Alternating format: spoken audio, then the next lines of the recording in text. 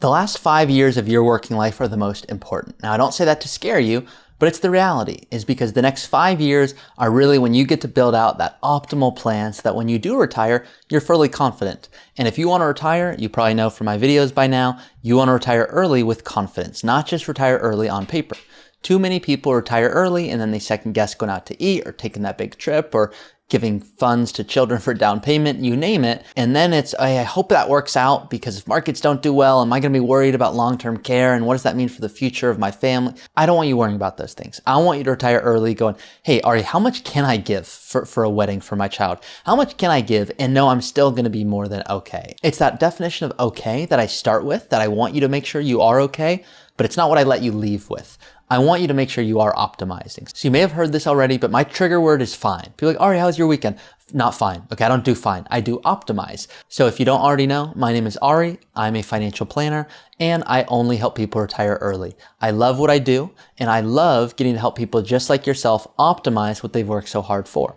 I'm the host of the Early Retirement Podcast and Vice President here at Root. If any of the following resonate with you, paying less in taxes, investing better, and just having a general clarity around making sure you are optimizing your retirement, then do subscribe because you're in the right place. So let's start hopping into the 5 things to think through so that you can optimize your retirement 5 years before you actually retire. Number 1 is compound interest. Compound interest doesn't really start to play a huge role until you have a healthy portfolio balance because it's significant when $10,000 turns to $20,000, but not near as significant as when $1 million becomes $2 million.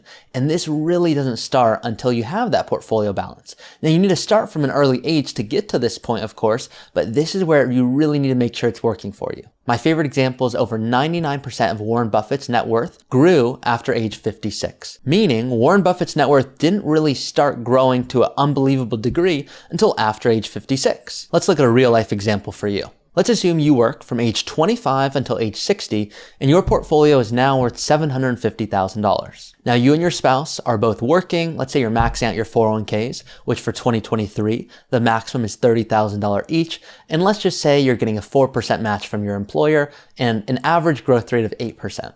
So it took you 35 years to get to $750,000. And please know everyone has a different situation. But the reality is if you did what I just shared for 5 years, where you did that $30,000, you maxed that out, you got a 4% employer match, and you did that with 8% growth, you would get that same $750,000 in just 5 years. A few common mistakes is people will not have diversification. Now you've heard of that word, I'm sure, but most people just think equities, fixed income, cash. They don't take it one step further, which is of the equities you own, how is that diversified? Is it all in the S&P 500? Do you have some international? Do you have any passive real estate? Do you have any small companies? What about emerging markets? It's not enough to just have equities. You need to diversify within your equities. Do you have a target date fund? A target date fund can be okay to start, but the target date fund does not know your tax strategy. Your target date fund, call it Vanguard Target Date 2030 or Fidelity Target Date Fund 2025. It doesn't know what you want to spend.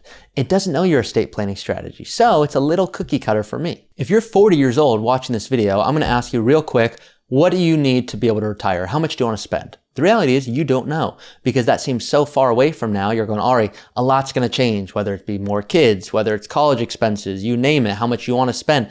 You don't know and you can't have to know. But if you want to know, you can of course use my retirement cash flow planner below in the description and start to find that out. But if you're in your 60s or maybe even late 50s, you want to start to get more of a temperature check of what that number is. Understanding your retirement expenses is really the key to having a great financial strategy. And not just, hey, this allows me to pay the bills and groceries and gas.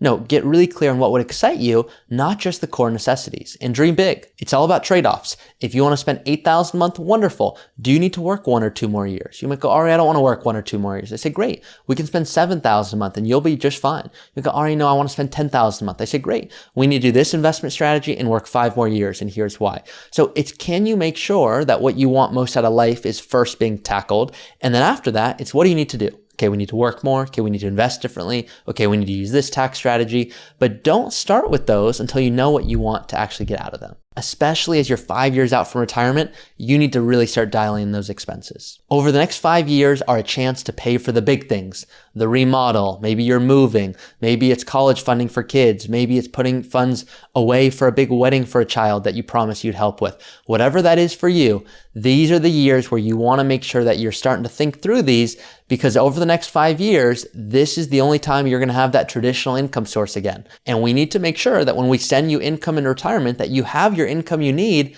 but that you don't look back going, all right, oh my gosh, I didn't think about these things.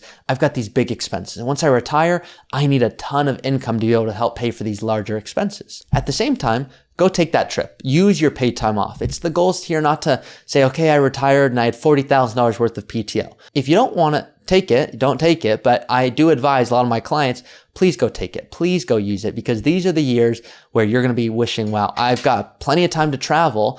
Don't just put off travel until you retire. Can you start practicing and really enjoying it today without going, hey, in the future, I'm going to have a ton of time. I'll just kind of do it all then. And I'll tell you a little pro tip from people that do retire early. It's really hard when they do retire to go spend a whole week or 2 weeks in Europe or in Australia when you know income's not coming in. When you know it's hard to spend 20 or 30,000 on maybe one amazing trip or a few amazing trips. During your working years, you're still getting paid more often than not using paid time off. So go do it during these years. Maybe take some of those big trips. Doesn't mean you're not going to do them. When you retire, you will. But these are the years I can tell you right now, it feels better to do them. I hope you're in great health and that this next point's irrelevant. But if you do have some big medical expenses coming up, please use them right now, meaning please tackle them during your working years when you have 5 years left until retirement. If you're on that company coverage in the future, you're going to need health insurance. It's going to have to come from somewhere, and it might be a whole lot more expensive.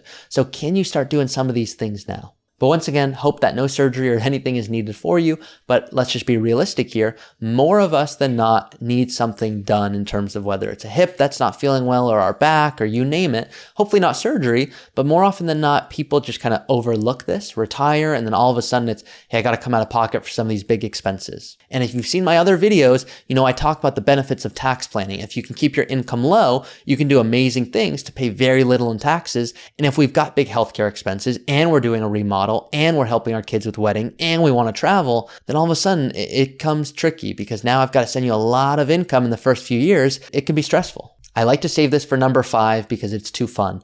It is your time to really start dreaming. And I mean dream big.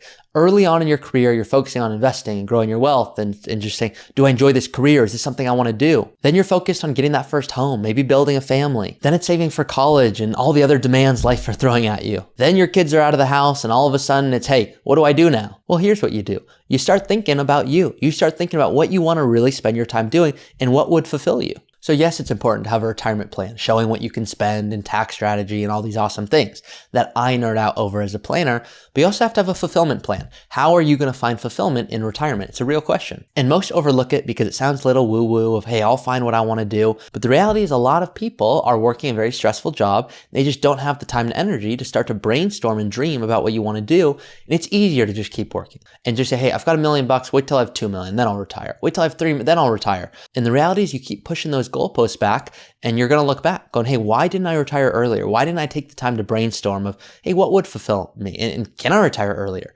I talked in this video about things you can do to start thinking about to prepare for your retirement 5 years out. But does it have to be 5 years out? No, it could be 1 or 2 years out. And I'd rather you go into work knowing you're there because you want to be there, not because you have to be there. I hope these 5 tips were helpful for you. If they were, please do like this video. And of course, if this is something that you're looking for one-on-one guidance on to create a custom strategy for your early retirement, you can reach out to me, of course, in the description below to begin to optimize your money for your early retirement.